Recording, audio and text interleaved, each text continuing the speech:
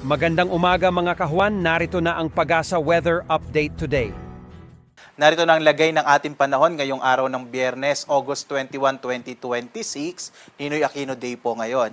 So sa ating latest satellite images, makikita po natin na tatlong sirkulasyon ang minomonitor po natin sa kasalukuyan. Unahin natin, ito pong sirkulasyon na nasa may bahagi ng Taiwan. Ito yung bagyong Neneng na humina at naging isang low pressure area na lamang. Hindi na ito nakakaapekto sa ating bansa.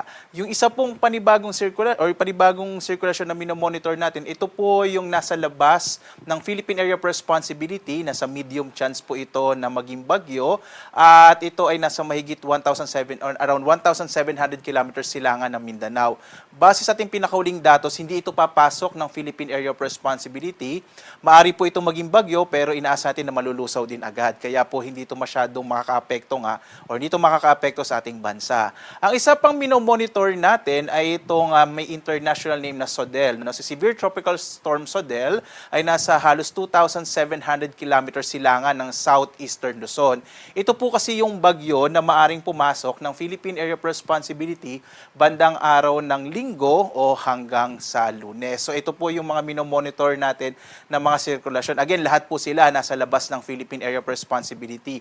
Ang nakakaapekto ngayon sa ating bansa ay itong southwest monsoon o habagat. Bagamat medyo humina nga po ito at nakakaapekto na lamang, particular na dito sa may hilagang bahagi ng Luzon. Ngayong araw, inaasahan natin, mapapansin nyo, halos walang masyadong kaulapan dito sa ating bansa. Kaya po, generally fair weather sa malaking bahagi ng ating kapuluan. Magkakaroon ng medyo maulap na kalangitan sa may area ng Ilocos Sur, Ilocos Norte, Cagayan, Abra, Apayao at sa Batanes, dulot ng habagat, habang iba pang bahagi ng ating bansa makararanas naman ng mga localized rain showers and thunderstorms. Inaasahan po natin na magpapatuloy itong mahinang habagat hanggang bukas, kaya po asahan natin yung generally fair weather sa malaking bahagi nating bansa hanggang ngayong araw nga ng Sabado.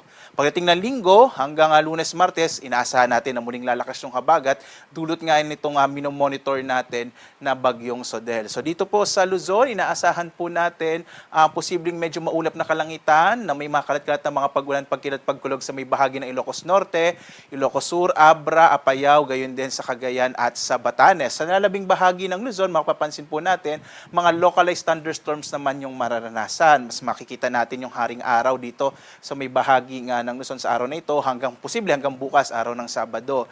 Narito naman yung mga inaasahan nating temperatura sa Lawag, sa Baguio, Metro Manila, Tagaytay, Legazpi at Tuguegarao. Sa may bahagi naman ng Palawan, inaasahan din natin ang mga localized rain showers and thunderstorms. Agwat ang temperatura natin sa Calayan Islands at ito naman po yung sa Puerto Princesa City. Sa Kabisayaan, makararanas din po ng generally fair weather na may mga localized rain showers and thunderstorms lalo sa dakong hapon hanggang sa gabi. Dulot po yun ng mga localized thunderstorms. Agwat ang temperatura natin sa Iloilo, ito naman po yung sa Cebu habang sa Tacloban. At dito naman sa Mindanao, makararanas ng medyo mainit na panahon pa rin po na may mga localized rain showers and thunderstorms sa dakong hapon din hanggang sa gabi. Agwat ang temperatura natin, narito po sa Zamboanga, Cagayan de Oro at sa bahagi nga ng Davao. Mag-ingat pa rin po kapag may mga severe thunderstorms po tayo. Kung minsan, nagiging dahilan din yan ng mga flash floods and landslides, lalo na po sa mga flood-prone areas. Nasa panahon pa rin tayo ng tag-ulan at habagat, kaya asahan pa rin natin yung mga biglaang buhos ng mga pag-ulan. Samantala, ipapakita ko po sa inyo, isa po sa mga impormasyon na ini-issue ng Pag-asa tinatawag na TC Threat Potential. Ito po yung inaasahan o outlook po natin within the next 2 weeks kung posibleng magkaroon ng bagyo. So ngayon makikita nyo po sa week 1, ito yung mula August 20 hanggang 27, makikita nyo po, ito yung posibleng maging bagyong papasok ng Philippine Area of Responsibility bandang araw nga ng Linggo or Lunes. At ito po yung magpapalakas ng habagat, kaya inaasahan nga natin na posibleng next week, pagdating ng Monday, Tuesday ay muling magkakaroon ng mga pag-ulan, lalong-lalo na sa malaking bahagi ng Luzon.